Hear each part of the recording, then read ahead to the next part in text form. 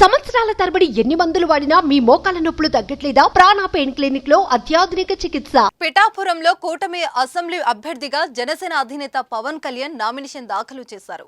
Nomination వేసేందుకు పవన్ కళ్యాణ్ చేబ్రోలులో తాను నివాసం ఉంటున్న ఇంటి నుంచి ఉదయం 10 గంటల ప్రాంతంలో బయలుదేరిన పవన్ పిఠాపురం భారీ ర్యాలీ మధ్య నామినేషన్ కేంద్రానికి చేరుకునేసరికి 4 గంటల పైగా సమయం పట్టింది.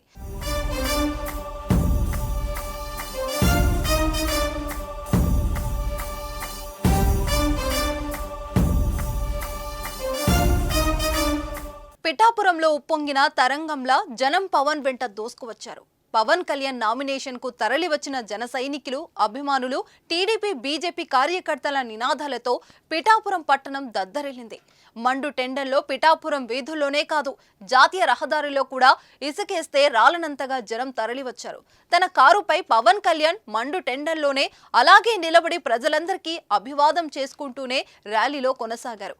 పిఠాపురం టీడీపీ ఇన్ఛార్జి మాజీ ఎమ్మెల్యే వర్మ, కాకినాడ పార్లమెంట్ కూటమి అభ్యర్థి జనసేన నాయకుడు తంగిల ఉదయ్ శ్రీనివాసులు పిఠాపురంలో ప్రచార రథంపై అభివాదం చేసుకుంటూ పవన్ వెంట ఉన్నారు. గొల్లప్రోలు ఎంఆర్ఓ కార్యాలయం, సూర్యుడి చెరువు బస్టాండ్, పిఠాపురం పశువుల సంత church centre, Pithapuram bus stand, Uppada bus stand, ప్రభుత్వ ఆసుపత్రి, పోలీస్ స్టేషన్ రోడ్డు మీదుగా పవన్ కళ్యాణ్ ర్యాలీ పాదగాయి క్షేత్రాన్ని చేరుకునేసరికి 4 గంటలకు పైగా సమయం పట్టింది. మధ్యాహ్నం 2 గంటల తర్వాత పిఠాపురం ఎంపీడీఓ కార్యాలయంలో పవన్ కళ్యాణ్ నామినేషన్ దాఖలు చేశారు. తన నామినేషన్ పత్రాలను ఎన్నికల రిటర్నింగ్ అధికారి జాయింట్ కలెక్టర్ కు అందజేశారు. నామినేషన్ కార్యక్రమంలో కొనిదెల నాగబాబు కూడా పాల్గొన్నారు. పిఠాపురంలో పవన్ కళ్యాణ్ ఇప్పటికే 4 సార్లు రోడ్డు షోలు నిర్వహించినప్పటికీ నామినేషన్ రోజు పవన్ కు అభిమానులు, కార్యకర్తలు రెట్టించిన ఉత్సాహంతో తరలివచ్చారు. దారి పొడవున జనసేనపై నినాదాలు చేసుకుంటూ నామినేషన్ కేంద్రానికి తోడుకొని వచ్చారు. తన నామినేషన్ ర్యాలీలో పాల్గొన్న ప్రతి ఒక్కరికి పవన్ కళ్యాణ్ కృతజ్ఞతలు తెలిపారు. అయితే నామినేషన్ కు తరలి వచ్చిన జనాన్ని చూసిన ప్రజలు పవన్ కు 1,00,000 ఓట్లు దాటే మెజారిటీ వస్తుందని అంచనా వేస్తున్నారు.